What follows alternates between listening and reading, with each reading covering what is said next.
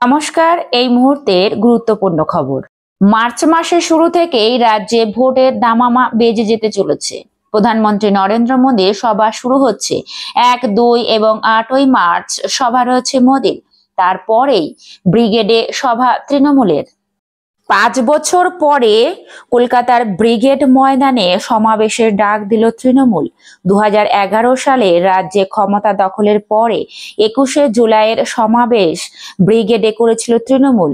এরপরে 2019 সালের লোকসভা নির্বাচনের আগেও একবার ব্রিগেড সমাবেশ করে তৃণমূল বিরোধী জোটের নেতাদের নিয়ে এসেছিল কলকাতা। তবে এবার জোটের জন্য নয়, লোকসভা নির্বাচনের আগে তৃণমূল 10ই মার্চ ব্রিগেডে সমাবেশ করতে চায়। রবিবারই সেই সমাবেশের পোস্টার প্রকাশ করা হয়েছে দলের পক্ষে।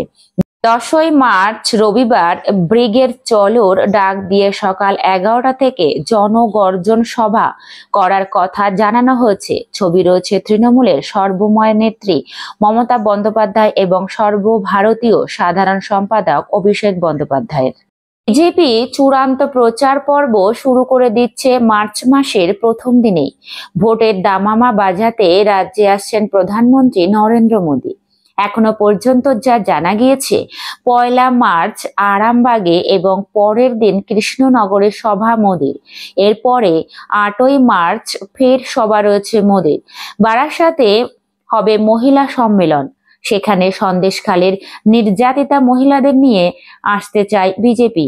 ঠিক তার দুদিন পরেই ব্রিগেডে সভা তৃণমূলের।